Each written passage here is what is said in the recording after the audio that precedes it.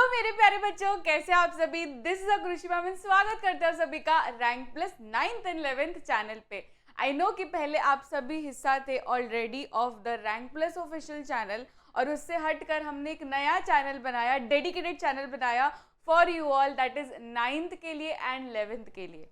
Because we already no, आप लोगों का दुख दर्द पीड़ा हम लोग समझते हैं कि ज़्यादा इंपॉर्टेंस ना 10th स्टैंडर्ड और 12th स्टैंडर्ड को दिया जाता है, और उसके आगे जो भी कॉम्पिटिटिव एग्जाम्स रहते हैं उनको दिया जाता है। पर कोई सोचता नहीं है कि यार 9th में और 11th में भी बहुत ज़्यादा पढ़ाई होती है। एंड अगर हम सिलेबस का देखें ना, तो 9th की ज़्यादा डिफ़िकल्ट, मतलब ज़्यादा साइंस डिफ़िकल्ट है as compare to 10th। And same goes with biology. 11th की बायोलॉजी ज़्यादा डिफ़िकल्ट है, 11th का जो फिजिक्स केमिस्ट्री है वो भी ज़्यादा डिफ़िकल्ट है as compare to the 12th, right. तो 9th एंड 11th चैनल अलग से बनाना तो बहुत ही ज़रूरी था, और आप लोगों का प्यार ही हमको ना, ये पूरी टीम को हमको मोटिवेशन देता है कि हम आप लोगों के लिए और ज़्यादा मेहनत करें और नया नया कंटेंट बनाएं और नई नई कैटेगरीज लॉन्च करें। तो यूँ ही आपका प्यार बरकरार रखना, ठीक है। तो आज हमारा सेशन फर्स्ट है, राइट। साइंस आज से हमारा शुरू हो रहा है। शुरू तो कर दिया है ऑलरेडी अर्पित सर ने, फिजिक्स तो ऑलरेडी शुरू कर दिया उन्होंने, पर आज हमारा बायोलॉजी शुरू हो रहा है और केमिस्ट्री भी कल शुरू हो जाएगा, ठीक है। तो बायोलॉजी और केमिस्ट्री मैं आपका लूँगी, दैट इज़ कृषि मैम, ठीक है। तो मेरा नाम है कृषि मैम। अब मैं आपको अपना इंट्रोडक्शन भी दे देती हूँ, अगर आपने मेरा चेहरा पहली बार देखा है कि ये मैम कौन है, ठीक है। तो डोंट वरी, कौन हूँ मैं वो आपको नेक्स्ट 2 मिनट्स में समझ जाएगा। आई नो कि आप लोगों ऑलरेडी फेमिलियर हो इस फेस से, बट ठीक है। तो आज हम लोग ना बायोलॉजी का सबसे मोस्ट इम्पॉर्टेंट चैप्टर एंड सबसे पहला chapter, that is fundamental unit of life करने वाले हैं। वी ऑलरेडी नो कि fundamental unit of life that is cell के बारे में बात करने वाले हैं। तो सेल क्या होता है, सेल के अंदर बहुत सारे सेल ऑर्गेनल्स होते हैं, उसका क्या फंक्शन होता है, बहुत सारी चीज़ें है ना। ये चैप्टर में बहुत सारी चीज़ें हैं पढ़ने के लिए कि ये पर्टिकुलर ऑर्गेनल है, अच्छा ये ऑर्गेनल है तो ये फंक्शन क्या करता है, ये फंक्शन तो ठीक है ये करता है, तो इसका स्ट्रक्चर क्या है, तो स्ट्रक्चर, फंक्शन, फिर सेल किसने बनाया, मतलब सेल किसने बनाया एज इन किसने नाम दिया, सबसे पहले किसने देखा, लिविंग सेल को किसने देखा, डेड सेल को किसने देखा। There are too many things to be studied, है ना। सेल थियरी को तो भूल ही गए। तो ये सब चीज़ें हम इस चैप्टर में पढ़ने वाले हैं। आई नो कि आपको बहुत ही कम टाइम है ना, इसलिए 1.5x पे लगा देना है अभी के अभी, ठीक है। अभी के अभी यहाँ पे सेटिंग्स में जाना है और 1.5x में लगा देना है, ताकि आप पूरा चैप्टर देखो पर आपका टाइम ज़्यादा वेस्ट ना हो, क्योंकि टाइम की वैल्यू बहुत इंपॉर्टेंट है। अच्छा, हो गया बहुत बहुत बातें, मैं बहुत बातें करती हूँ, ठीक है, मैं बहुत बातें करती हूँ, ये तो थोड़ा सहना पड़ेगा आपको। तो नेक्स्ट अब आएगा, आ जाइए आ जाइए, यस आ जाइए। तो यहाँ पे ये मेरा इंट्रोडक्शन है, ये मैं इंट्रोडक्शन कभी भी रीड नहीं करती, ठीक है। फिर मेरा लेक्चर नीट में हो, मेरा लेक्चर 9th में हो, 11th में हो, 12th में हो, 10th में हो, कहीं पे भी हो, I don't read my introduction, क्योंकि मुझे बहुत ही शर्म आती है, ठीक है। तो यहाँ पे आप वीडियो पॉज करके देख सकते हो, पर मैं नहीं पढ़ने वाली, ठीक है।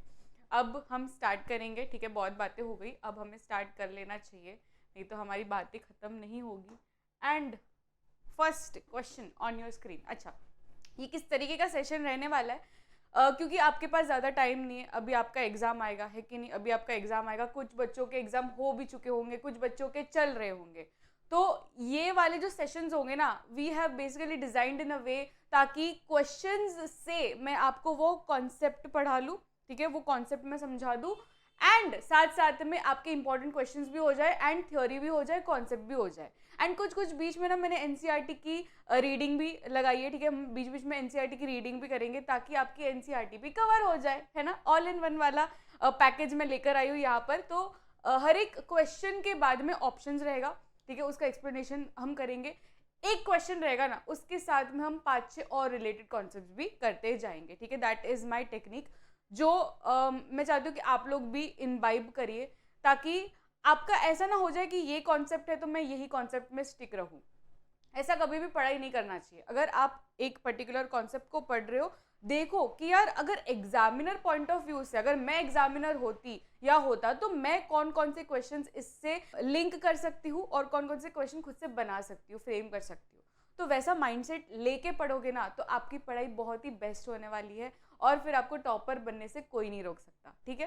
तो यहाँ पे क्वेश्चंस आएंगे तब के तभी आपको ना अपने नोटबुक में और टेक्स्ट बुक में मार्क करते जाना है, क्योंकि जो भी कॉन्सेप्ट यहाँ पे आएगा ना वो आपको टेक्स्ट बुक में मार्क करते जाना है कि अच्छा ठीक है ये कॉन्सेप्ट मैम पढ़ा रहे हैं तो यहाँ पे ये कॉन्सेप्ट की कौन सी लाइन से पढ़ा है वो आपको देखना है, ठीक है। तो वो मार्किंग आपकी टेक्स्ट बुक में होना चाहिए। अगर आपके सामने अगर स्टडी टेबल पे टेक्स्ट बुक नहीं है तो जल्दी से जाओ, ठीक है, अब भी जाओ, भागकर टेक्स्ट बुक लेकर आओ और टेक्स्ट बुक से पढ़ना है, ठीक है। एंड नोटबुक हमेशा साथ में रखनी है, ऐसे देख के लेक्चर नहीं देखना है ना, ऐसे हाथ खोल के ऐसे ऐसे आगे बैठ के पढ़ाई करनी है, हम ऐसा मूवी देख के पढ़ाई नहीं करने वाले, ठीक है। फर्स्ट लेक्चर है ना इसलिए इतना बड़बड़ कर रही हूँ, नहीं तो हम बड़बड़ नहीं करते, ठीक है, डोंट गेट मी रॉन्ग, इतना बड़बड़ हम नहीं करते, पर फर्स्ट लेक्चर है तो थोड़ा सा इंट्रोडक्शन होना चाहिए, थोड़ा बातचीत होना चाहिए, थोड़ा फैमिलियर होना चाहिए, इसलिए हम थोड़ा ऐसा बातचीत कर रहे हैं। बस अब हम लोग बातचीत नहीं करेंगे, अब हम लोग अभी पढ़ाई में आ जाते हैं। Okay, let's start the first question. An unripe green fruit changes colour when it ripens, the reason being. देखो हम सबको पता है कि जब भी हम कच्चा फ्रूट देखते हैं, कोई भी कच्चा फ्रूट या कच्चा वेजिटेबल, मोस्टली वेजिटेबल्स तो ग्रीन ही होता है, पर अगर हम फ्रूट की बात करें तो फ्रूट फॉर एग्जाम्पल अभी आम का सीजन आएगा, है ना, समर सीजन आएगा, आम का सीजन आएगा, तो तभी कच्चे आम जो होते हैं अगर मैंने ज्यादा देर तक रख दिए, ठीक है, वो घास में रख दिए और पका दिए तो फिर वो ग्रीन आम क्या बन जाएगा, येलो आम, राइट, ऑरेंज आम, येलो आम। तो उसका कलर कैसे चेंज होता है, उसका क्या साइंस है, उसके पीछे क्या साइंस है। यार आम को छोड़ दो, टमेटो तो है ना, टमेटो घर पे देखते हो, कभी कभी होता है कि टमाटर थोड़ा ग्रीनिश कलर का आता है घर पे, वो ग्रीनिश कलर का टमाटर अगर मैंने बाहर रख दिया तो वो थोड़े दिनों में रेड कन्वर्ट हो जाएगा, राइट। तो उसका कलर चेंज कैसे हुआ, क्या रात को किसी ने ऐसे इंजेक्शन मारा, लाल कलर डाला, ऐसा कुछ हुआ क्या? नहीं, ऐसा नहीं होता है। तो उसमें क्या होता है, अगर हम अनराइप ग्रीन फ्रूट की बात करें तो उसके अंदर क्या रहेगा, देखो ग्रीन है तो इससे आपको क्लियर सिग्नल मिल रहा है ना कि ग्रीन है मतलब क्या, क्लोरोफिल है, ग्रीन मतलब क्या, क्लोरोफिल है। तो यहाँ पे जो क्लोरोफिल है, क्लोरोफिल देखो क्रोमोसोम, पहले तो क्रोमोसोम यहाँ पे आएंगे ही नहीं, है ना, क्रोमोसोम कहाँ से आएंगे, ग्रीन कलर का क्रोमोसोम से कुछ लिंकेज है क्या, कुछ नहीं है। तो यहाँ पे ग्रीन कलर के लिए हम क्रोमोप्लास्ट लेंगे क्या, नहीं, क्रोमोप्लास्ट नहीं लेंगे। क्रोमोप्लास्ट फिर से यहाँ पे क्रोमोसोम वाले ऑप्शंस को तो हटा ही दो, ठीक है, क्रोमोसोम चाहिए ही नहीं। क्लोरोप्लास्ट चेंजेस इनटू क्रोमोप्लास्ट, ये सही ऑप्शन लग रहा है। देखो यहाँ पे आप एनसीईआरटी में आ जाइए, जैसे मैंने कहा कि मैं एनसीईआरटी रीडिंग आपसे करवाऊंगी तो सारे बच्चे ये वाले पैराग्राफ में आ जाइए, दैट इज प्लास्टिड वाला पैराग्राफ। सभी को मिला, आ गए, वो पैराग्राफ में आ गए। तो देखो यहाँ पे ना chromoplast containing the pigment chlorophyll, देखो क्रोमोप्लास्ट ना डिफरेंट प्रकार के होते हैं। क्रोमो मतलब देखो, क्रोमो मतलब ना समझो आप, क्रोमो मतलब ना जब भी क्रोमो वर्ड आए तभी भी समझ लेना है कि क्रोमो मतलब कलर, क्रोमो मतलब क्या, कलर। आगे जाके आप सुनोगे क्रोमैटोग्राफी, क्रोमैटोग्राफी मतलब क्या कि कलर के बेसिस में मैं वो कंपोनेंट को अलग अलग कर रही हूँ, डिफरेंट कर रही हूँ, ठीक है। वो एक कंपोनेंट फॉर एग्जांपल मेरे पास इंक है, ठीक है, एक ब्लू कलर की इंक है, पर वो ब्लू कलर की इंक में भी और कौन कौन से कलर्स से बनी हुई है वो मुझे कैसे समझेगा, by the help of chromatography. तो क्रोमैटोग्राफी को मैं कैसे जज करती हूँ, with the help of colours. तो वैसे क्रोमो या क्रोमा, जब भी ये वर्ड आए इसका मतलब है कि कलर की बात हो रही है। तो अगर मैंने यहाँ पे क्रोमोप्लास्ट बोला, ठीक है बच्चों, क्रोमोप्लास्ट बोला तो मैं किसके बारे में बात कर रही हूं, मैं बात कर रही हूं कलर्स के बारे में, राइट, कलरफुल प्लास्टिड के बारे में। तो यहाँ पे प्लास्टिड है, अगर वो प्लास्टिड में कलर प्रेजेंट है, वो कोई भी कलर प्रेजेंट हो सकता है, वो ग्रीन हो सकता है, वो येलो हो सकता है, वो ऑरेंज हो सकता है, वो रेड हो सकता है, कोई भी कलर हो सकता है। अगर उसके अंदर, वो प्लास्टिड के अंदर कलर प्रेजेंट है तो उसको हम बोलेंगे क्रोमोप्लास्ट। पर अगर वो प्लास्टिड के अंदर कलर प्रेजेंट है और वो कलर ग्रीन होगा तो वो क्रोमोप्लास्ट को हम नॉर्मल क्रोमोप्लास्ट नहीं बोलेंगे, क्या बोलेंगे उसको हम बोलेंगे क्लोरोप्लास्ट। क्या बोलेंगे उसको, chloroplast, which is green in colour. तो जब भी कच्चा आम या कच्चा टमेटो या कोई भी कच्ची चीज, कच्चा फ्रूट रहता है, वो ग्रीन कलर का रहता है, इसका मतलब है कि उसके अंदर कौन सा प्लास्टिड प्रेजेंट है? उसके अंदर प्रेजेंट है chloroplast, and that chloroplast has which pigment बच्चों, विच पिगमेंट? जल्दी से आंख बंद करिए, मेमोराइज करिए कि अगर मैं क्लोरोप्लास्ट के बारे में बात कर रही हूँ तो मैं कौन से पिगमेंट के बारे में बात कर रही हूँ? मैं बात कर रही हूँ क्लोरोफिल, राइट? क्लोरोफिल क्या है? फोटोसिंथेसिस के लिए pigment which is very very essential. अगर उसके अंदर क्लोरोफिल प्रेजेंट नहीं है तो क्या वो फोटोसिंथेसिस कर पाएगा? नहीं कर पाएगा। तो chlorophyll is the essential pigment which is present in plants, and that is why plants are able to do photosynthesis, है ना? देखो, एक छोटे से कॉन्सेप्ट से कितने सारे कॉन्सेप्ट मैंने आपको रिवाइज करवा दिए। तो वैसे ही टेक्निक से हम पढ़ते जाएंगे। Are we cool? यस, क्या आप मेरे साथ हो?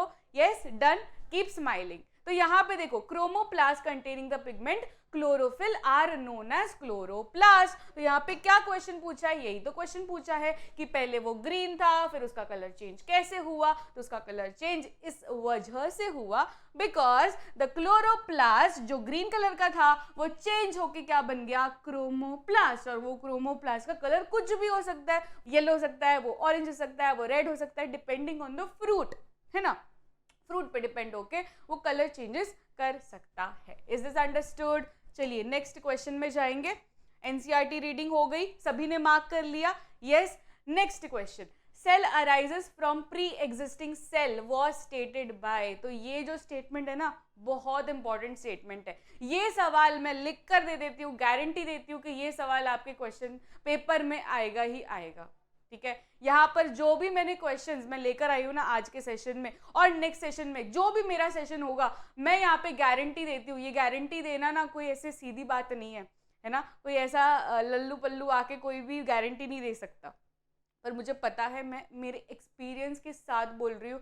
अगर आपका स्कूल वो ट्रेंड फॉलो करेगा तो ये सारे जो क्वेश्चंस मैं लेकर आई हूँ, जो ज़्यादातर की ज़्यादा स्कूल्स में पूछे जाते हैं हर साल, वही क्वेश्चंस मैं लेकर आई हूँ। और ऐसे क्वेश्चंस लेकर आई हूँ ना जिससे आपका पूरा चैप्टर भी रिवाइज हो जाएगा, ठीक है? ये क्वेश्चन से इतने, ये पर्टिकुलर एरिया कवर हो रहा है, ये क्वेश्चन से ये पर्टिकुलर कॉन्सेप्ट कवर हो रहे हैं, वैसे ही मैंने क्वेश्चंस लाए बच्चों, ठीक है? तो पूरा सेशन देखना है, एंड तक देखना है। जैसे मैंने कहा कि 1.5x पे देखना है, पर एंड तक देखना है। होता क्या है ना, हम लोग नॉर्मल स्पीड पे देखते हैं तो कुछ हद तक हम देख लेते हैं, ठीक है? कुछ टाइम स्पैन तक देख लेते हैं, फिर उसके बाद में अपना माइंड एग्जॉस्ट हो जाता है, because we don't have one session to attend. आप स्कूल से आते हो, आपने पूरा स्कूल के सारे सेशंस अटेंड किए, फिर आपने सेल्फ स्टडी भी किया होगा, आपने दूसरे सेशंस भी देखे होंगे, ऑफलाइन भी जाते होंगे। There are so many things by which our mind gets diverted and exhausted, ठीक है? सैचुरेट हो जाता है, एंड दैट इज वाई। देखो, मैं तो आपकी दीदी हूँ ना, है ना? मैं तो कृषि दीदी हूँ, मुझे पता है ना आप लोग का माइंडसेट क्या है, आप कितने थके हुए हो, मुझे सब चीज़ पता है यार, सब चीज़ पता है। तो बस आप मेरी एडवाइस फॉलो करिए, मैं जो भी आपको पढ़ा रही हूँ मेरे साथ रहिए, ठीक है? Your Krishi Didi is always there to help you. तो cell arises from pre existing cell, this is very very important question. अभी के अभी मार्क कर लेना, अभी के अभी नोटबुक में ये लिख लेना है, ये स्टेटमेंट लिख लेना है, सारे बच्चे लिखेंगे अपनी नोटबुक पे। ये कौन बोलता है, ठीक है? ये भी एनसीईआरटी में एज इट इज दिया गया है। एनसीईआरटी के बाहर कोई क्वेश्चन नहीं आता है। If it is 9th, if it is 10th, if it is 11th, it is 12th, कुछ भी हो जाए, इवन नीट में भी एनसीईआरटी के बाहर कोई सवाल नहीं आता। It's just that we ignore NCERT, पर एनसीईआरटी में ही लाइन छुपी हुई होती है। यहाँ पे देखो, ये पूरा पैराग्राफ एक बार हम कर लेते हैं, है ना? एक बार पूरा पैराग्राफ हम कवर कर लेंगे। आ जाए सारे बच्चे ये वाले पैराग्राफ में। देखो, क्वेश्चन तो खाली वो वाला है, मतलब छोटा सा है कि cell arises from pre existing cell, ये किसने बोला? पर मैं चाहती हूँ कि सारे बच्चे ये पूरा पैराग्राफ कर ले ताकि आपका पूरा कॉन्सेप्ट हो जाए, और इसमें से अगर कुछ भी सवाल आए ना आपके पेपर में, you are able to attempt it, ठीक है? सबसे पहली लाइन से स्टार्ट करेंगे। Cells were first discovered by Robert hook.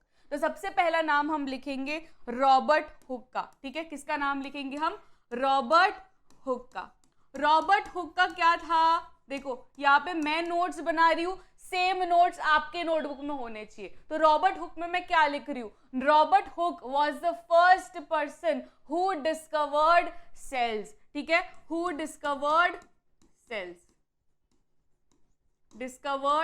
Sales. और उन्होंने कौन से तरीके के सेल्स को देखा था, उन्होंने डेड सेल्स को देखा था। लिविंग सेल्स को किसने देखा था, लिविंग सेल्स को ल्यूवेनहॉक ने देखा था, एंटन वैन ल्यूवेनहॉक। देखो यहाँ पे मार्क कर लो, एंटन वैन ल्यूवेनहॉक। यहाँ पे स्पेलिंग भी आप देखकर ही लिखना, नहीं तो फिर मिस्टेक हो जाएगी, है ना। यहाँ पे मैं भी स्पेलिंग मिस्टेक नहीं करना चाहती, तो एक बार फिर से मैं भी देखकर ही लिखूंगी। तो यहाँ पे एंटन वैन ल्यूवेनहॉक ने क्या किया, लिविंग सेल्स को सबसे पहला देखा, ठीक है, लिविंग सेल्स को सबसे पहला देखा। उससे पहले बच्चों क्या होता था ना, सबको खाली लगता था कि हाँ सेल्स करके है, पर सेल्स कभी भी किसी ने लिविंग नहीं देखा था, चलता हुआ नहीं देखा था। मतलब वैसे ही डेड टिश्यू से, जैसे कि कॉर्क था, ये रॉबर्ट हुक ने किस में देखा था, कॉर्क में देखा था। तो कॉर्क सेल्स, कॉर्क क्या है, डेड टिश्यू रहता है ना, प्लांट का डेड टिश्यू रहता है, तो उसमें तो उन्होंने डेड सेल्स देखे थे। सबसे पहला to observe living cells was Leeuwenhoek. You can easily memorise it, बहुत ही ईजी है ये ट्रिक, ल्यूवेनहॉक, LL, ठीक है, ये बहुत ही ईजी है और ऐसे क्वेश्चंस आते हैं आपके एग्जाम में, तो ये करना बनता ही है। तो ल्यूवेनहॉक सारे बच्चे याद रखेंगे, लिविंग सेल्स उन्होंने सबसे पहले देखा था, ठीक है। उसके बाद में रॉबर्ट ब्राउन को मार्क कर लो। रॉबर्ट ब्राउन का हम लिखेंगे न्यूक्लियस, ठीक है। रॉबर्ट ब्राउन ने क्या किया था, न्यूक्लियस को संशोधन किया था।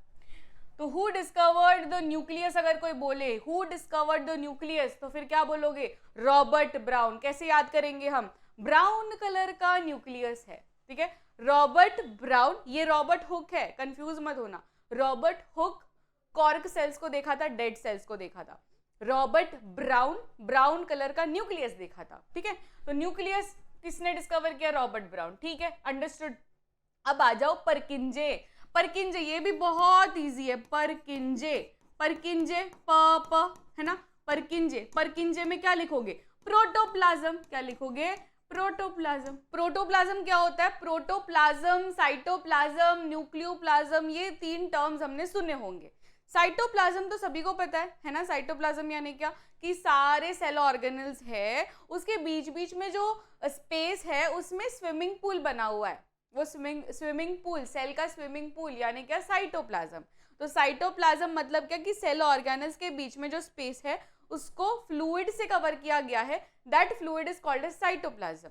अच्छा, न्यूक्लियस के अंदर जो फ्लूइड होता है उसको हम बोलते हैं न्यूक्लियोप्लाज्म। पर अगर मैंने न्यूक्लियोप्लाज्म एंड साइटोप्लाज्म दोनों को साथ में कर दिया, ठीक है, if I am talking about both of the fluid, nucleus का भी फ्लूइड एंड सेल का भी फ्लूइड, तो उस दोनों को मिलाकर मैं बोलूंगी प्रोटोप्लाज्म, ठीक है, प्रोटोप्लाज्म। तो प्रोटोप्लाज्म यानी क्या, cytoplasm plus nucleoplasm. Is this understood. तो यहाँ पे हो गया, ये भी हो गया, परकिंजे, प्रोटोप्लाज्म, डन डन डन। अब नेक्स्ट है सेल थ्योरी। सेल थ्योरी बहुत इंपॉर्टेंट है, सारे बच्चे मार्क कर ले, बहुत बहुत बहुत इंपॉर्टेंट। तो सेल थ्योरी में क्या आता है, सेल थ्योरी में 3 पॉइंट्स आते हैं, ठीक है, सेल थ्योरी में 3 पॉइंट्स आते हैं। सबसे पहले तो देखो, श्वान भैया थे, मैं आपको कहानी बताती हूँ। श्वान भैया थे, फिर स्लिडन भैया थे, एंड थर्ड इज वर्चाउ भैया। अब श्वान भैया, स्लिडन भैया, पहले तो सबसे पहले कहानी में आए थे स्लिडन भैया, ठीक है, स्लिडन भैया। स्लिडन भैया वाज अ बॉटनिस्ट, वो प्लांट्स के बारे में स्टडी करते थे, तो उनके अराउंड, उनके पूरा जीवन प्लांट्स के साथ ही उन्होंने बिताया है। तो वो क्या करते थे, वो देखते थे, प्लांट्स के साथ ही बिताना उनको पूरा जीवन, तो प्लांट्स को देखते थे। अब अचानक से वो माइक्रोस्कोप में प्लांट्स को देख रहे थे और उनको दिखा कि यार ये प्लांट के अंदर बक्से लाइक स्ट्रक्चर क्या है। अच्छा, ये तो पता है, रॉबर्ट हुक ने तो ऑलरेडी डिस्कवर कर लिया था सेल करके, पर ये सेल, ये बक्से लाइक स्ट्रक्चर्स जो उन्होंने कॉर्क में देखा था, ये सेम हनीकॉम्ब लाइक स्ट्रक्चर्स मुझे प्लांट के अंदर दिख रहा है। इसका मतलब है कुछ तो चक्कर है बाबू भैया। यहाँ पर उन्होंने डिस्कवर किया, यहाँ पर उन्होंने बोला, अपना स्टेटमेंट बोला कि कौन, स्लिडन भैया, ठीक है, कि all plants are made up of cells. क्या बोला उन्होंने, all plants are made up of cells. फिर श्वान भैया आए, श्वान भैया की जिंदगी पूरी एनिमल्स के साथ ही बिताई उन्होंने, क्योंकि वो थे जूलॉजिस्ट, ठीक है, वो क्या थे, वो जूलॉजिस्ट थे। तो उन्होंने भी क्या किया, वो ऐसे ही अचानक से ऐसे मस्त डिनर करके देख रहे थे, मस्त एनिमल्स को देख रहे थे, माइक्रोस्कोप के अंदर देख रहे थे, एनिमल टिश्यूज को देखा तो उन्होंने देखा कि अरे यहाँ पे तो मुझे सेम यहाँ पे बक्से लाइक स्ट्रक्चर्स दिख रहे जो रॉबर्ट हुक ने डिस्कवर किया।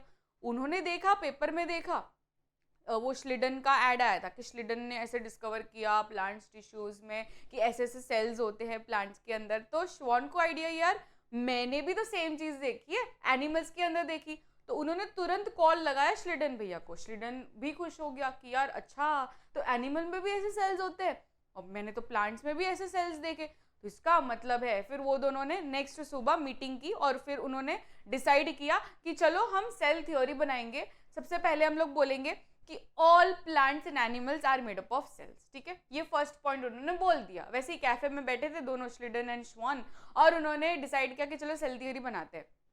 सबसे पहला पॉइंट उन्होंने लिखा कि all plants and animals are made up of cells. फिर सेकंड स्टेटमेंट बोला कि अच्छा सेल्स तो हम बोल रहे पर सेल्स के बारे में थोड़ा बोलना चाहिए ना, तो उन्होंने सेकंड पॉइंट लिखा कि cells are fundamental and structural unit of life, ठीक है, जो बेसिक फंक्शंस परफॉर्म करती है लाइफ का, ठीक है, सेकंड पॉइंट भी हो गया। अच्छा थर्ड पॉइंट उनको समझा नहीं कि यार सेल्स सेल्स हम बोल रहे हैं पर ये सेल्स आते कहाँ से है, that is a big question mark. तो उन्होंने ऐसे ही सेल थियरी आधी अधूरी छोड़ दी। उसके बाद में कौन आया पता है, उसके बाद में आए वर्चाऊ भैया। वर्चाऊ भैया ने बोला कि आप दोनों ने तो बोल दिया एनिमल्स एंड प्लांट्स दोनों में सेल्स होते हैं, पर आप लोगों ने ये नहीं समझाया कि सेल्स आते कहाँ से। चलो मैं समझा लेता हूँ। तो वर्चाऊ भैया was the one who told कि all cells come from pre existing cell, मतलब एक कोई तो सेल होना चाहिए, वो डिवाइड करेगा, उसके बाद में नई जनरेशन आएगी। तो हमेशा एक पर्टिकुलर सेल होगा, ठीक है, एक पर्टिकुलर सेल होगा, वो डिवाइड करेगा, उसमें से और दो नए सेल्स आएंगे। So all cells arise from pre existing cell. ये किसने बोला था, ये बोला था वर्चाऊ भैया ने। क्या ये सभी को याद रहेगा, because it is very very important. देखो ये पूरी कहानी ना मैंने आपको बता दी, ठीक है, ये आप लोग अभी रीड करके बोल देना, ठीक है, रीड करके अगर क्वेश्चन आया आपके पेपर में तो आई नो कि अब ये जिंदगी भर आप भूलने नहीं वाले, है ना, सेल थियरी अब जिंदगी भर भूलने नहीं वाले, आई नो, ठीक है, आई नो। तो अब आपको भूलना है भी नहीं, तो इसका आंसर क्या होगा, वर्चाऊ भैया, बिकॉज वर्चाऊ भैया was the one who discovered, ठीक है, हु डिस्कवर्ड दिस बात कि all cells come from pre existing cell. Because वो दोनों भैया ने तो खाली बोल दिया कि प्लांट्स में सेल्स होता है, एनिमल्स में सेल्स होता है, पर सेल्स कहाँ से आता है, वो तो वर्चाऊ भैया ने बोला है। ओके चलो, ओके नेक्स्ट जाएंगे अब। Well defined nucleus is not found in. Well defined nucleus मतलब समझते हो आप, वेल डिफाइंड का मतलब समझते हो कि अच्छी खासी मेम्ब्रेन, ठीक है, अच्छी खासी membrane is well defined membrane. तो यहाँ पे क्वेश्चन क्या है कि well defined nucleus is not found इन। देखो दो तरीके के सेल्स होते हैं, है कि नहीं, दो तरीके के सेल्स होते हैं कि नहीं, आंख बंद करो, रिकलेक्ट करो कि दो तरीके के सेल्स होते हैं। एक तो प्रोकैरियोटिक होता है, दूसरा होता है यूकैरियोटिक। अब प्रोकैरियोटिक हम क्यों बोलते हैं उसको, प्रोकैरियोटिक क्यों बोलते हैं, कैरियोटिक क्यों बोलते हैं, बिकॉज कैरियोटिक कैरियन होता है। कैरियन क्या होता है, न्यूक्लियस होता है। प्रो क्या होता है, प्रिमिटिव होता है। देखो लिख के मैं बता दूं ना, लिखती हूँ बिकॉज आई नो कि आप लोग को तो ऐसे बाउंसर जाता है ना, लिखते नहीं तो बाउंसर जाता है, इसलिए हम लोग अभी लिख के प्रैक्टिस करेंगे, ठीक है। प्रोकैरियोटिक, प्रो मतलब क्या, प्रिमिटिव, प्रो मतलब प्रिमिटिव, कैरियन मतलब क्या, सेल, सेल के अंदर का न्यूक्लियस। तो प्रिमिटिव न्यूक्लियस जिसके पास होगा उसको हम बोलेंगे प्रोकैरियोटिक। यूकैरियोटिक का मतलब क्या है, you on the other hand signifies कि इसके अंदर ट्रू न्यूक्लियस है, सच्चा सच्चा न्यूक्लियस है, नकली नकली न्यूक्लियस नहीं है। तो सच्चा और असली न्यूक्लियस 100% ट्रू वाला न्यूक्लियस वो किसके पास रहता है, वो सिर्फ और सिर्फ यूकैरियोटिक के पास रहता है। प्रोकैरियोटिक में एग्जाम्पल क्या आएंगे, बैक्टीरिया आ गए, ठीक है, bacteria are the best example of prokaryotic. अगर आप प्रोकैरियोटिक का डायग्राम देखोगे, जैसे कि ये टेक्स्ट बुक का ही मैंने डायग्राम डाला है, तो आप सभी के टेक्स्ट बुक में आप ये वाला डायग्राम खोलिए और ध्यान से देखिए कि क्या आपको यहाँ पे न्यूक्लियर मेम्ब्रेन दिख रही है, नहीं दिखेगी। क्यों नहीं दिखेगी? क्योंकि उनके पास प्रिमिटिव न्यूक्लियस है। प्रिमिटिव मतलब क्या कि अगर ना उसके पास डीएनए रहेगा, अगर क्या मतलब उसके पास डीएनए रहता ही है, क्योंकि उसके पास डीएनए रहता है पर उसके पास एक मेम्ब्रेन नहीं रहती है, इसलिए हम बोलते हैं उसको primitive nucleus. Primitive organism that is prokaryotic. ये जो डीएनए रहेगा ना, ये एज इट इज ऐसे दे देंगे। फॉर एग्जाम्पल यहाँ पे मेरे पास एक ईयरफोन्स है, मान लो कि ये ना डीएनए है, तो यूकैरियोटिक में कैसे होता है, ये जो डीएनए है उसको मस्त में ऐसे पैकेजिंग करते हैं, पैकेजिंग करके भी उसको एक एनवेलॉप में डालते हैं, ठीक है, मस्त इधर एनवेलॉप रहता है, वो एनवेलॉप में डाल के सेल में भरा जाता है। पर प्रोकैरियोटिक में ऐसे नहीं होता, प्रोकैरियोटिक में ऐसे नहीं होता। कैसे होता है? ये डीएनए है, वो भगवान को बोलते हैं यार डीएनए दे दो, तो भगवान क्या बोलते हैं, ठीक है मैं डीएनए दूंगा पर डायरेक्टली ऐसे ही दे दूंगा। ऐसे ही का मतलब क्या है कि ये डीएनए को ना मैं कोई मेम्ब्रेन से कवर नहीं करूंगा, ठीक है, कोई मेम्ब्रेन से कवर नहीं करूंगा, मैं तेरे सेल दैट इज तेरी बॉडी में ना एज इट इज ऐसे डाल दूंगा। तो ये बेचारा जो बैक्टीरिया था दैट इज प्रोकैरियोटिक, उसको भगवान ने एज इट इज ऐसे ही दे दिया न्यूक्लियर मेम्ब्रेन, ठीक है, nucleic material, not nuclear membrane. तो ये जो मटेरियल है ना, ये वाला मटेरियल एज इट इज सिर्फ डाल दिया, तो उसको हम बोलते हैं न्यूक्लियोइड। क्या बोलते हैं उसको? न्यूक्लियोइड। देखो यहाँ पे लिख दो, ठीक है, वेरी वेरी इंपॉर्टेंट, न्यूक्लियोइड। ये आपको लेबलिंग क्वेश्चंस आते हैं कि what is this, this is nucleoid. Nucleoid क्या होता है? डीएनए ही होता है, पर उसमें ना there is no nuclear membrane, ठीक है, there is no nuclear membrane. So what is nucleoid? Nucleoid is nucleus without nuclear membrane. ठीक है? What is nucleoid? Nucleus without nuclear membrane is called as nucleoid. और उसमें देखेंगे ना तो दूसरे ऑर्गेनल्स भी आप एक बार देख लो कि उसके अंदर राइबोसोम्स रहता है, उसके अंदर प्लाज्मा मेम्ब्रेन रहता है एंड सेल वॉल रहता है, ठीक है। Cell wall is made up of peptidoglycan. If we talk about prokaryotic bacterial cell, तो ये पेप्टिडोग्लाइकन से बना रहता है, इतना हमको डिटेल में करना नहीं है। सेल वॉल रहता है, ठीक है, plasma membrane, ribosome and nucleoid रहता है, बस इतनी ही चीजें रहती है इन प्रोकैरियोटिक सेल। अगर हम यूकैरियोटिक की बात करें बच्चों, यूकैरियोटिक में सेल कैसा रहता है? सेल बहुत ही हाई फाई लेवल का रहता है। यहाँ पे देख रहे हो कितनी खिचड़ी बनी हुई है। एनिमल सेल में देखो, प्लांट सेल में देखो, मतलब बहुत सारे कंपोनेंट्स रहते हैं। यहाँ पे तो बहुत सारे तो हमने लेबल किए भी नहीं है because it is 9th standard. आगे जाके देखोगे तो भाई सेल ऑर्गेनल्स इतने सारे होते हैं हमारे में यूकैरियोटिक में कि बात मत पूछो। तो यहाँ पे यूकैरियोटिक में भर भर के रहता है, बहुत सारी फैसिलिटीज दी जाती है, वेयरएज प्रोकैरियोटिक में इतनी फैसिलिटीज नहीं दी जाती। इट्स जस्ट द न्यूक्लियोइड, ठीक है। तो यहाँ पे आंसर क्या आएगा? Well defined nucleus is not found, well defined nucleus is not found in animal cell. नहीं, एनिमल सेल क्यों नहीं? Because it is eukaryotic. Plant cell क्यों नहीं? Because it is eukaryotic. Prokaryotic cell is the correct answer. यहाँ पे eukaryotic cell, तो ये तो एकदम ही गलत आंसर हो गया, है ना। समझ गया? यस, समझ गया। चलो next question on your screen. Why are lysosomes known as suicide bags? Lysosomes को हम सुसाइड बैग्स क्यों बोलते हैं? देखो बहुत सारे ऑर्गेनल्स है सेल में, उसमें से एक ऑर्गेनल लाइसोसोम्स भी होता है। लाइसोसोम्स का एकदम फेमस डायलॉग है that is these are the suicide bags of our cells. पर किसी को ये नहीं पता रहता। आपको पता है यार, मैं आपकी बात नहीं कर रही, मैं दूसरों की बात कर रही हूँ। उनको पता नहीं रहता कि लाइसोसोम को सुसाइड बैग्स क्यों बोलते हैं। कोई बात नहीं ना, हम लोग उनको बताते हैं। चलो, तो सुसाइड बैग्स इसलिए बोलते हैं बिकॉज उनके अंदर वैसी डाइजेस्टिव एंजाइम्स होती है। देखो ये सारे वर्ड्स आपके आंसर में आने चाहिए, तब जाके एग्जामिनर देखेगा और आपको मार्क्स देगा। आप कुछ भी लिखोगे, साइंटिफिक नेम नहीं लिखोगे, कुछ ऐसा वर्ड्स नहीं लिखोगे जो साइंस के रिलेटेड हो, कुछ भी ऐसे ही मनगढ़ंत कहानी लिखोगे, तो फिर एग्जामिनर मार्क्स नहीं देगा, अंडा देगा। एंड दैट इज वाई आपको ये सारे इंपॉर्टेंट वर्ड्स लिखने हैं इन योर पेपर जब आप आंसर लिखो, ठीक है। तो डाइजेस्टिव एंजाइम्स रहते हैं जो कि नष्ट कर सकते हैं सब कुछ, ठीक है। उनको हम हाइड्रोलाइटिक भी बोलते हैं, हाइड्रोलाइटिक एंजाइम, जो बहुत सारी चीजों को नष्ट कर सकते हैं। ठीक है, नष्ट कर सकते हैं, बहुत सारी चीजों को डिस्ट्रॉय कर सकते हैं। अब ये जरूरत क्यों पड़ती है, मतलब कोई भी चीज को अगर ये डिस्ट्रॉय करने वाला है तो हम ऐसी डेंजर चीज को क्यों रखते हैं अपने सेल में? सेल को जरूरत है ये डेंजर चीज की? यस, जरूरत है। होता क्या है ना, अब सेल के अंदर कोई भी ऐसे तो आता नहीं है कोई भी अजनबी, पर फॉर एग्जाम्पल कोई भी फॉरेन पार्टिकल आ गया, कोई भी बैक्टीरिया या वायरस आ गया, तो वो पर्टिकुलर वायरस या बैक्टीरिया एक सेल को कॉज करेगा, कुछ ना कुछ कोई भी बीमारी सेल को कॉज करेगा। अब वो तो इन्फेक्टेड सेल बन के आ गया, ये बॉडी में इन्फेक्टेड सेल बन के आ गया, ये सेल इन्फेक्ट हो गया, ठीक है।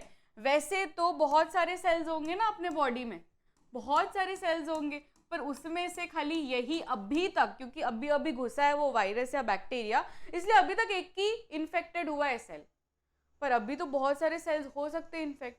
तो मुझे तो ये सेल की वजह से सारे सेल्स को तो नहीं बर्बाद करना, तो क्या करेगा ये वाला जो अच्छा सेल है ना, अच्छा सेल, या तो यही पर्टिकुलर सेल का लाइसोसोम क्या करेगा, lysosomes will release digestive enzymes, और वो डाइजेस्टिव एंजाइम से क्या हो जाएगा, वो जो सेल है ना, ये गंदा सा सेल है ना, इन्फेक्टेड सेल, वो मर जाएगा, वो खुद को डिस्ट्रॉय कर देगा। तो सुसाइड का मतलब क्या है कि खुद ही को डिस्ट्रॉय कर रहा है, उसको पता है कि अगर मैंने ये डाइजेस्टिव एंजाइम्स को रिलीज कर दिया तो मेरा पूरा सेल बर्बाद हो जाएगा, एकदम शांति, ओम शांति, एकदम भगवान के पास चला जाएगा, उसको पता है।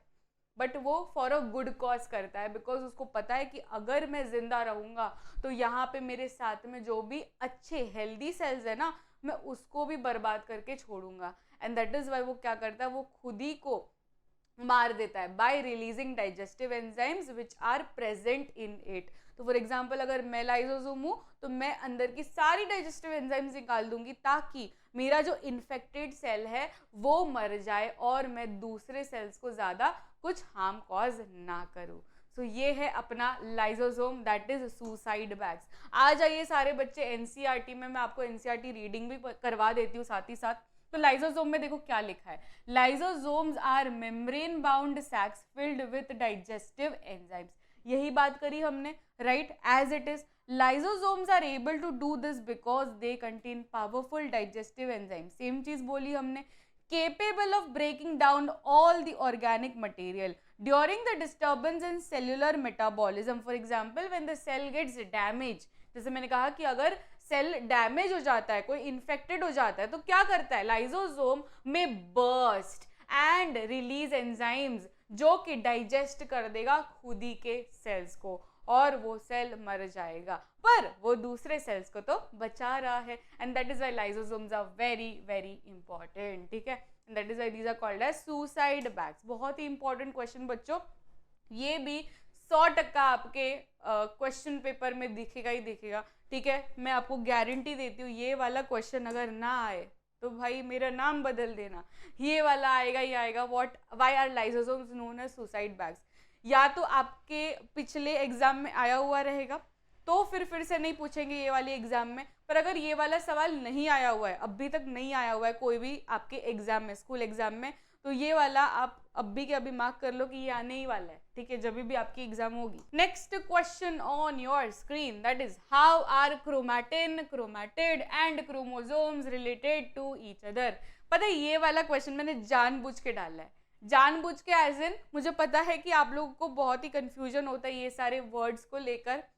आपको नहीं, आपको मैं क्या बोलूँ, मैं आपकी बात ही नहीं कर रही, मैं 12th स्टैंडर्ड के बच्चों को भी पढ़ाती हूँ, है ना, मैं 12th तक के बच्चों को पढ़ाती हूँ, मैं नीट को भी पढ़ाती हूँ। तो नीट वाले बच्चे भी अभी तक उनका कॉन्सेप्ट क्लियर नहीं होता है कि what is chromatin, what is chromatid and what is chromosome and what is genes, what is DNA.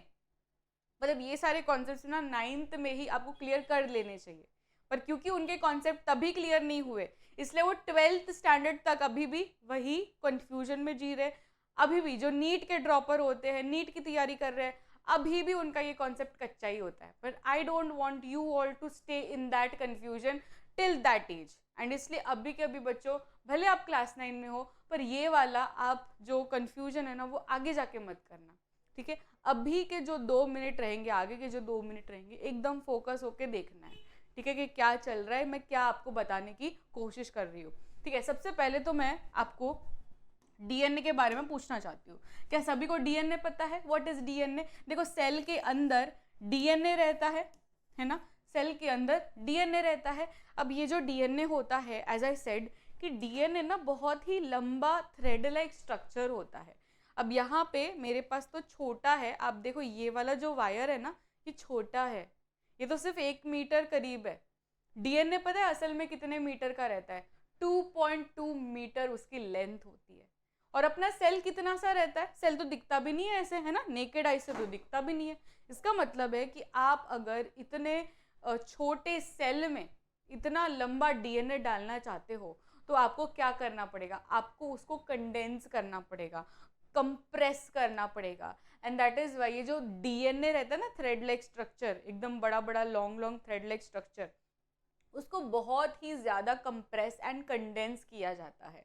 तो जब भी हम डीएनए को कंडेंस करते हैं, ठीक है, कंडेंस करते हैं, तो उसको हम क्या बुलाते हैं? उसका खाली नामकरण चेंज हो जाता है, दैट इज क्रोमैटिन। क्या बोलते हैं उसको? Chromatin. Chromatin thread like structures ही होते हैं पर ज़्यादा कंडेंस्ड फॉर्म में रहते हैं, ठीक है, कंडेंस्ड फॉर्म में रहते हैं। कंडेंस्ड फॉर्म में अगर मैं बात करूं तो डीएनए का कंडेंस्ड फॉर्म इस क्रोमैटिन मटेरियल या क्रोमैटिन, ठीक है। अब क्रोमैटिन भी है तो थ्रेड लाइक स्ट्रक्चर ही अभी भी मुझे ज़्यादा स्पेस नहीं मिलेगी अगर मुझे क्रोमैटिन को फिट करना है सेल के अंदर, मुझे और उसको कंडेंस करना पड़ेगा। तो जब मैं क्रोमैटिन को और कंडेंस करूंगी तो मुझे क्या मिलेगा? मुझे मिलेगा क्रोमैटिड। मुझे क्या मिलेगा? क्रोमैटिड। क्रोमैटिड आप सभी को पता ही होगा, दिस इज दिस स्ट्रक्चर। आप सभी को ये वाले स्ट्रक्चर से ज़्यादा फेमिलियरिटी होगी, है ना। इसको हम क्या बोलते हैं? क्रोमोसोम। क्या बोलते हैं उसको? क्रोमोसोम। तो क्रोमोसोम यानी 4 स्ट्रक्चर्स, ठीक है, 4 बने हुए हैं। क्रोमैटिड मतलब क्या? उसका आधा। तो क्रोमोसोम को अगर मैंने आधा कर दिया तो उसको मैं बोलूंगी क्रोमैटिड। समझ गया? उससे पहले का क्या फेस था? उसके पहले का फेस था क्रोमैटिन। क्रोमैटिन के पहले का फेस क्या था? डीएनए, है ना, डीएनए। एक और कंफ्यूजन होता है, दैट इज जीन। मैं यहाँ पे ही क्लियर कर देती हूँ, व्हाट इज जीन। जीन क्या होता है? जब भी मैं डीएनए के टुकड़े के बारे में बात कर रही हूँ, ठीक है, डीएनए के एक पर्टिकुलर सेगमेंट के बारे में बात करती हूँ तो उसको मैं बोलूंगी जीन, ठीक है। सभी को पता है, ठीक है, अब याद रहेगा व्हाट इज जीन। जीन क्या होता है? Gene is a fragment of DNA, टुकड़ा ऑफ डीएनए है, तो हिस्सा डीएनए का ही। पर जब मैं एक पर्टिकुलर सेक्शन के बारे में बात कर रही हूँ तो मैं तभी पूरे डीएनए के बारे में बात नहीं करूंगी, because I am not considering full length of DNA.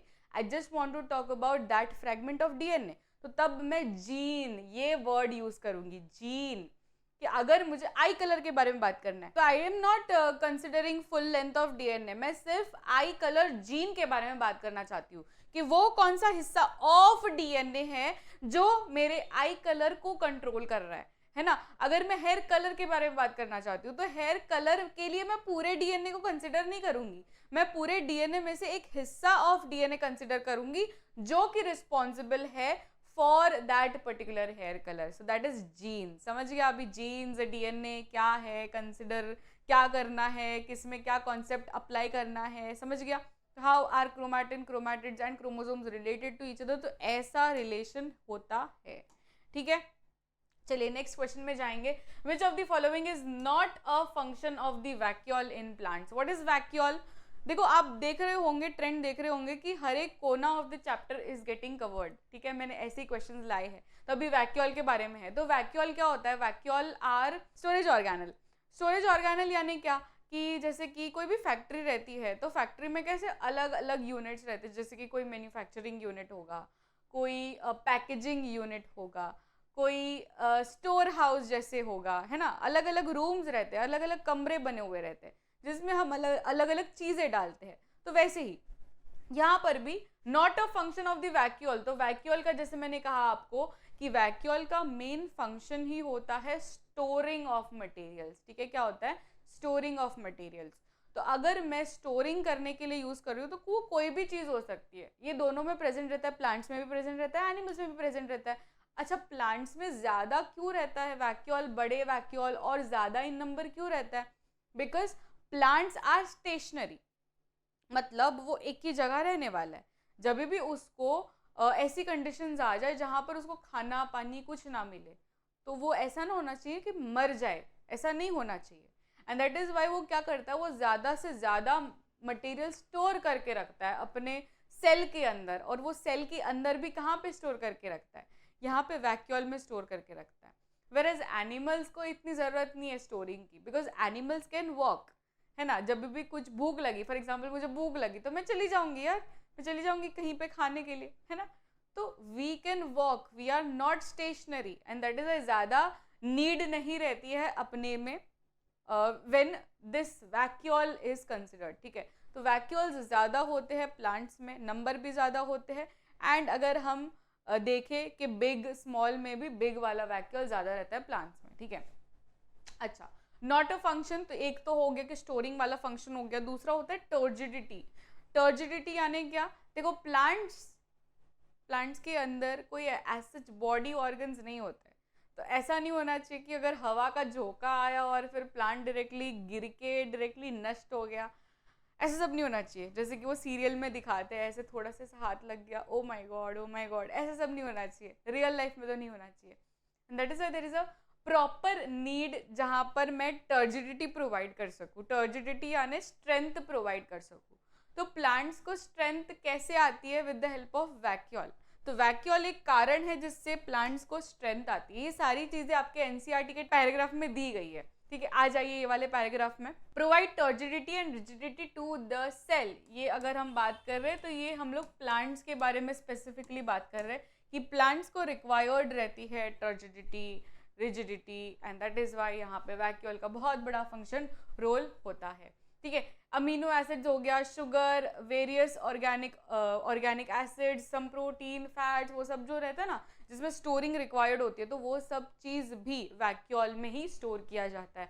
अगर हम अमीबा की बात करें तो अमीबा में भी एक फूड वैक्यूल करके रहता है, it's not a proper vacuole, वो क्योंकि यहाँ पे थोड़ा सा जगह जैसा बन जाता है अमीबा के बॉडी के अंदर, तो यहाँ पे जो जगह बन जाता है ना उसको नाम दे देते हैं फूड वैक्यूल, जबकि वो एज सच कोई ऑर्गेनल नहीं है, ठीक है। एक ऑर्गेनल नहीं है वो फूड वैक्यूल, पर अमीबा में ऐसे बोलते हैं कि फूड वैक्यूल है। फिर specialised vacuoles also play important role, ठीक है। स्पेशलाइज्ड वैक्यूल भी रहते हैं, जैसे कि गैस वैक्यूल रहते हैं। तो गैस वैक्यूल यानी क्या कि गैस फिल्ड रहेगा उसके अंदर, बलून लाइक स्ट्रक्चर रहेगा, तो वो बलून उसके सेल के अंदर रहेगा। अब ये आप इमेजिन करो, ये आप सोचो कि ऐसे सेल्स, मतलब बलून वाले सेल्स की क्या ज़रूरत है, किसको ज़रूरत है। ये तो ऐसा हो गया वो स्विमिंग पूल में वो फ्लोटर लेके जो रहते हैं ना, वो बच्चे रहते हैं जो नॉन स्विमर्स रहते हैं जिनको स्विमिंग नहीं आती, तो वो हमेशा फ्लोटर लेके रहते हैं। वो floater is acting as a buoyancy वाला एजेंट, है ना। तो वैसे ही बॉयंसी जिसमें ज़रूरत है, जिसमें ऐसा लग रहा है कि यार वो प्लांट ना डूब ना जाए, वो एक्वेटिक प्लांट है, उसको ना ज़मीन के ऊपर ही, मतलब ऐसे फर्स्ट लेयर ऑफ वाटर पे ही रहना ज़रूरी है। तो वैसे वाले प्लांट्स के अंदर ये वाला वैक्यूल रहेगा, दैट इज गैस वैक्यूल, जिसमें वो गैस के मदद से वो ऊपर के ऊपर ही रह पाए, वो नीचे सिंक ना हो जाए। तो वो प्लांट्स मैंने बहुत ही ज़्यादा डिस्क्राइब कर लिया, तो वो तो आपको कमेंट सेक्शन में बताना है कि मैं कौन से प्लांट के बारे में बात कर रही हूँ, ठीक है। तो इसका आंसर हमने ऑलरेडी लिख दिया, ठीक है। देख लेते एक बार, they store toxic metabolic waste. देखो स्टोर है तो फिर इसको ऑप्शन में लेना ही नहीं है, बिकॉज स्टोर है तो यार ये तो वैक्यूल का ही फंक्शन है। They help with the process of cell division, है सेल डिविजन करता है कभी वैक्यूल, सुना है कि सेल डिविजन में काम है उसका? नहीं, सेल डिविजन में उसका कोई रोल नहीं है, उसकी कोई एक्सपर्टीज नहीं है, सो ही इज आउट, ठीक है। वैक्यूल आउट है बिकॉज सेल डिविजन में उसकी कोई एक्सपर्टीज नहीं है, तो ये वाला ऑप्शन सही हो जाएगा। They provide structural support, yes, ये स्ट्रक्चरल सपोर्ट देते हैं ना, जैसे मैंने कहा कि उसको ऐसे नहीं होना चाहिए कि हवा के झोंके से ऐसे गिर विर जाए, तो स्ट्रक्चरल सपोर्ट तो उसको दिया जा रहा है। हेल्प टू मेंटेन टर्जिडिटी, तो ये भी पॉइंट हमने देख लिया कि help to maintain turgidity and rigidity of the cell. चलो नेक्स्ट क्वेश्चन में जाएंगे।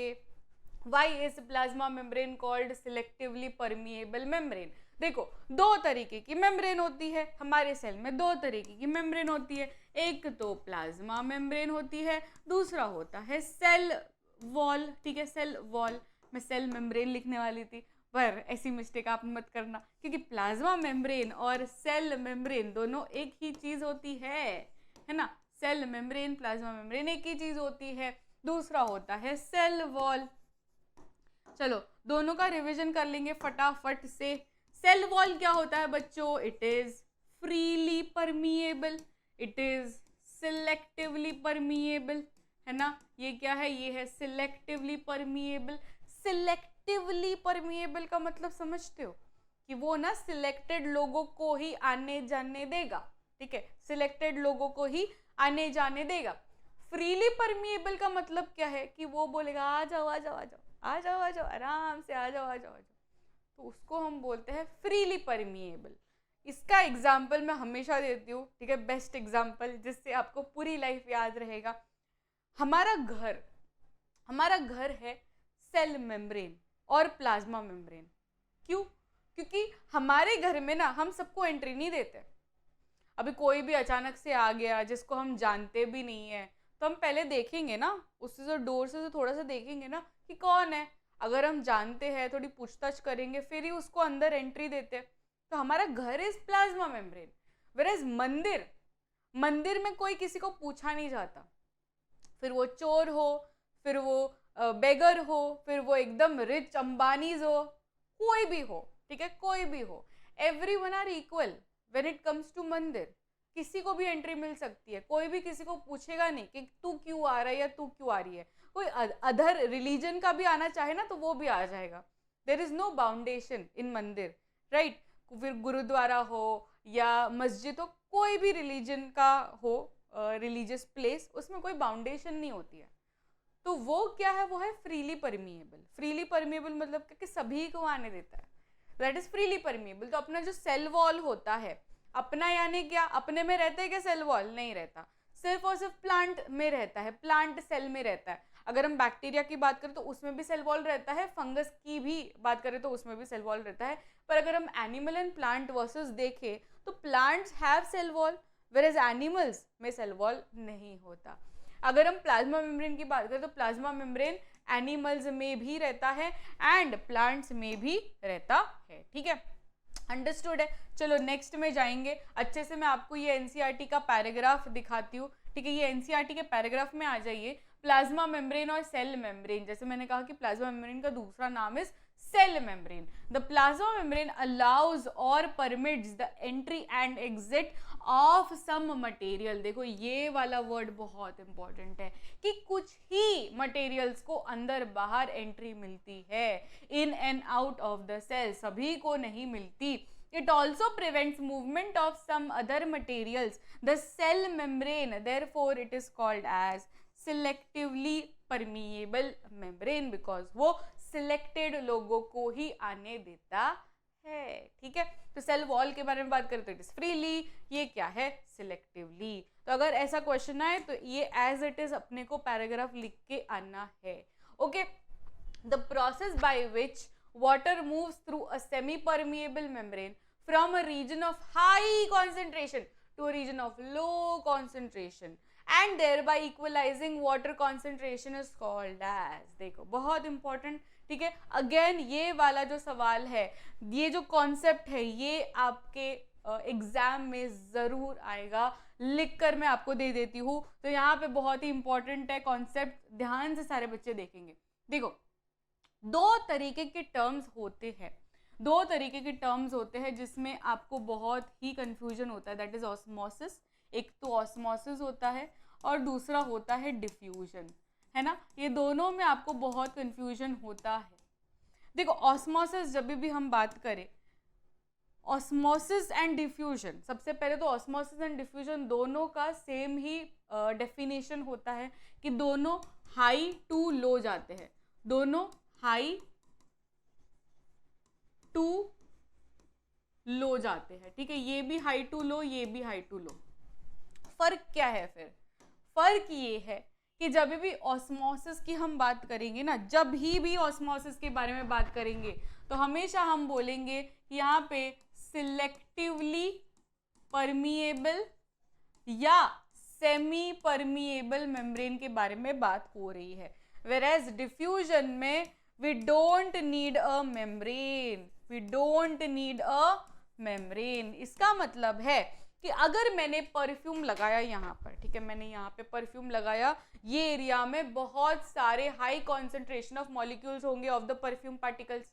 अगर आप थोड़ी दूरी में मेरे साथ बैठे हो, ठीक है, 1 मीटर क्या बोल रही हूँ मैं, 100 मीटर की दूरी में बैठे हो, ठीक है, 100 मीटर की दूरी में बैठे हो, तो अगर मैंने यहाँ पे परफ्यूम लगाया ना, आपको वहां तक स्मेल आएगी, आपको वहां तक अरोमा आएगी, क्योंकि ये जो परफ्यूम के पार्टिकल्स है हाई कॉन्सेंट्रेशन से लो कॉन्सेंट्रेशन ट्रैवल कर रहे हैं। तो यहाँ पे कौन सा प्रोसेस हो रहा है, इज इट ऑस्मोसिस कि is it diffusion? It is diffusion, because यहाँ पे कोई मेम्ब्रेन मैंने नहीं बनाई है। ऑन द अदर हैंड, अगर मैं ये सेम एक्सपेरिमेंट पानी के साथ कर रही हूँ, फॉर एग्जाम्पल वो किशमिश वाला एक्सपेरिमेंट सभी को पता है, तो किशमिश में क्या रहता है, किशमिश इज वेरी वेरी स्वीट, है ना, किशमिश इज वेरी स्वीट, तो उसके अंदर जो शुगर के मॉलिक्यूल्स है वो बहुत ज्यादा है। ऑन द अदर हैंड उसके बाजू में जो मैंने पानी डाला है दैट इज नॉर्मल वाटर, वो नॉर्मल वाटर में शुगर के पार्टिकल्स है ही नहीं, है ना, जीरो है।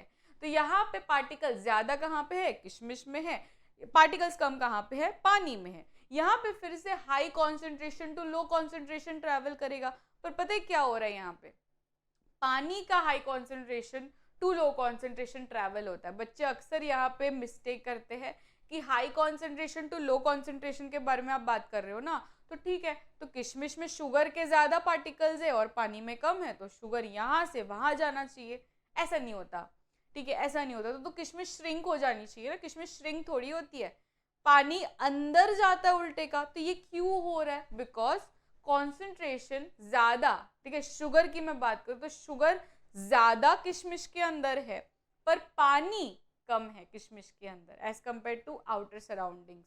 तो मुझे पानी का कॉन्सेंट्रेशन हमेशा देखना है, ठीक है, ये बहुत इंपॉर्टेंट ट्रिक मैं आपको बता रही हूँ। हमेशा याद रखना कि मैं जब भी आपको बोलूँ कि हाई कॉन्सेंट्रेशन किस में है, तो आप पानी का देखो कि पानी का कहाँ पे कॉन्सेंट्रेशन ज़्यादा है, पानी का कॉन्सेंट्रेशन बाहर ज़्यादा है, अंदर कम है, तो हाई टू लो ट्रैवल करेगा, एंड दैट इज वाई पानी बाहर से किशमिश के अंदर जा रहा है।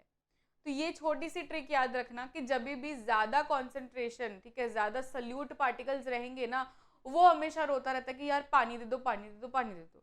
तो जैसे कि किशमिश था, किशमिश के अंदर पानी बहुत ही कम था, तो वो रो रहा था कि यार पानी दे दो, पानी दे दो, अंकल जी पानी पिला दीजिए, मेरा गला सूख रहा है। तो ऐसा सब चीज़ चलता है। तो जब भी आपको लगे कि यार ये पर्टिकुलर चीज़ में पानी कम है, तो उसमें आप पानी डाल दो, ऐसा ट्रैवलिंग कर दो, ठीक है। तो ये आप ट्रिक से बहुत सारे एग्जाम्पल्स, क्योंकि बहुत सारे एग्जाम्पल केस बेस्ड क्वेश्चन में भी आते हैं, इसमें बताओ इसमें ट्रांसफर कैसे होगा, इसमें अंदर टू बाहर जाएगा, बाहर टू अंदर जाएगा। ये सब जो होता है ना, ये कॉन्सेप्चुअल लर्निंग है, ये आपको ऐसे नहीं समझेगा। इसलिए मैंने आपको छोटी सी ट्रिक बताई कि हमेशा पानी का कॉन्सेंट्रेशन देखो कि पानी का कॉन्सेंट्रेशन ज़्यादा किस में है, फिर उसका ट्रैवलिंग करो, ठीक है। ओके चलो, ये हो गया अपना बहुत इंपॉर्टेंट कॉन्सेप्ट था कि यहाँ पे देखो सेमी परमिएबल मेम्ब्रेन के बारे में बात की गई है। जब भी ये वर्ड आए आपके क्वेश्चन में, ठीक है, सेमी परमिएबल, इसका मतलब है कि क्लियर कट आपका आंसर होगा ऑस्मोसिस, ठीक है, osmosis will be the answer. तो जब भी आपको बोले ना कि सेमी परमिएबल मेम्ब्रेन, तो ऐसे आंख बंद करके ना डायरेक्टली ऐसे ऑस्मोसिस को क्लिक करके आ जाना है, बिकॉज डिफ्यूजन में कभी भी मेम्ब्रेन के बारे में बात नहीं होती है। ओके ओके जी, ओके जी, यस। चलो, organelle other than nucleus containing DNA. DNA किसके पास रहता है, हम सभी को पता है कि न्यूक्लियस के अंदर डीएनए रहता है, पर अगर मैं बोलूँ कि यार डीएनए चाहिए पर न्यूक्लियस नहीं चाहिए, तो फिर मैं क्या करूँगी, डीएनए चाहिए न्यूक्लियस नहीं चाहिए, अच्छा तो आपको माइटोकॉन्ड्रिया चाहिए, यस। तो माइटोकॉन्ड्रिया के अंदर भी बच्चों देयर इज डीएनए। तो माइटोकॉन्ड्रिया बोलता है मैं तो आत्मनिर्भर हूँ भाई, मुझे ना किसी पे डिपेंडेंट होने की जरूरत नहीं है, because I have my own mitochondrial DNA. तो खुद का डीएनए रहता है in the mitochondria and that is why वो हम बोलते हैं उसको सेमी ऑटोनॉमस। ये ना आप 12th जब आओगे ना 12th में, तब आपको ये वर्ड सुनने मिलेगा, दैट इज सेमी ऑटोनॉमस। इसका मतलब है कि वो सेल्फ रेप्लिकेटिंग है। ये भी वर्ड बहुत सुनने मिलेगा कि इट इज सेल्फ रेप्लिकेटिंग, खुद से ही बना लेता है, ठीक है, खुद के ही कॉपीज बना सकता है वो। तो यहाँ पे ये क्योंकि डीएनए है तो वो खुद के प्रोटीन्स भी आराम से बना सकता है। देयर आर नो नीड कि उसको डिपेंड होना पड़े न्यूक्लियस बाबा जी के पास कि भाई न्यूक्लियस प्लीज मेरे प्रोटीन्स बना दो, ठीक है, उसको ज़रा भी बात करने की ज़रूरत नहीं है, बिकॉज उसके पास खुद का डीएनए है, वो जब चाहे वो अपने प्रोटीन्स बना सकता है, ठीक है। तो माइटोकॉन्ड्रिया, ये लाइन मार्क कर लो कि mitochondria are strange organelles in the sense that they have their own DNA and ribosome. खुद का डीएनए है, खुद का राइबोसोम है, कुछ मगजमारी नहीं, जीवन में कुछ मगजमारी ही नहीं है, उनके लाइफ में ज़रा भी मगजमारी ही नहीं है। एसर्शन रीजन आ गया है, चलो फटाफट से एसर्शन रीजन करेंगे। Endoplasmic reticulum which lakhs ribosome is called a smooth endoplasmic reticulum. क्या ये बात सही है कि एंडोप्लाज्मिक रेटिकुलम में, अगर एंडोप्लाज्मिक रेटिकुलम है और उसमें से मैंने राइबोसोम्स को निकाल दिया, तो फिर क्या बोलेंगे हम उसको? Smooth endoplasmic reticulum. बिकॉज दो तरीके के एंडोप्लाज्मिक रेटिकुलम होते हैं, एक तो रफ, एक तो स्मूथ। रफ मैं क्यों बोलूंगी? रफ तब बोलूंगी जब वो सरफेस पे ना राइबोसोम्स चिपके हुए रहेंगे, तो मैं से टच करूंगी तो यार रफ लग रहा है, तो राइबोसोम्स वाले एंडोप्लाज्मिक रेटिकुलम को बोलेंगे रफ एंडोप्लाज्मिक रेटिकुलम। अगर उसके ऊपर राइबोसोम्स निकाल दूं तो वो हो जाएगा smooth endoplasmic reticulum. And smooth endoplasmic reticulum में देयर आर नो राइबोसोम्स। तो ये असर्शन तो सही है। रीजन पढ़ते हैं, SCR is mainly involve in protein synthesis. ये एकदम गलत बात की गई है बच्चों, है ना, क्योंकि SCR smooth endoplasmic reticulum is responsible for lipid synthesis. Lipid synthesis plus उसका एक और रोल होता है कि डिटॉक्सिफाइंग पॉइजन्स एंड ड्रग्स। ये सारी लाइन लिखी गई है इन द NCERT। पहले तो ये मार्क कर लेते हैं, एसर्शन राइट है, रीजन फॉल्स है, तो इसका आंसर होगा ऑप्शन सी। चलो मैं आपको NCERT की लाइन दिखाती हूँ। ओके खत्म, टाटा बाय बाय, हम बाद में करेंगे। सबसे पहले NCERT में देख लेते हैं। देखो ये ना एक ऐसी लाइन दी गई होगी SCR की, आप SCR में आ जाओ। SCR में लिखा गया है कि डिटॉक्सिफाई करता है, डिटॉक्सिफाई पॉइजन्स एंड ड्रग्स, ठीक है। ये वाली जो लाइन दी गई है ना, ये मार्क कर लेना। ये फर्स्ट फंक्शन है ऑफ SCR, दूसरा फंक्शन है लिपिड सिंथेसिस। ओके चलो आ जाइए, खत्म, टाटा बाय बाय हो गया है, गुड बाय हो गया है। तो हम अब समाप्त करेंगे ये सेशन जो कि बहुत ही बढ़िया गया, है ना। अगर आपको कोई भी डाउट है बच्चों, कोई भी डाउट है, आप बेझिझक कमेंट सेक्शन में पूछ सकते हो, इवन टेलीग्राम में ज्वाइन कर सकते हो। तो हमारा टेलीग्राम ये है, ठीक है, आप ज्वाइन कर सकते हो। रैंक प्लस आप सर्च करो, रैंक प्लस फैमिली में जुड़ जाइए एंड हमारी फैमिली का हिस्सा बनिए, ठीक है। हैप्पी फैमिली का हिस्सा बनिए। आई होप आप सभी को एकदम अच्छे से समझ गया, सब कुछ एकदम क्रिस्टल क्लियर हो गया। तो हम नेक्स्ट लेक्चर में मिलेंगे, ठीक है, कल ही मिलेंगे, क्योंकि कल मुझे आपको केमिस्ट्री पढ़ाना है। तो कल मैं आपको मिलूंगी इसी स्माइलिंग चेहरे के साथ, इसी जोश के साथ। Till then take care, bye everyone.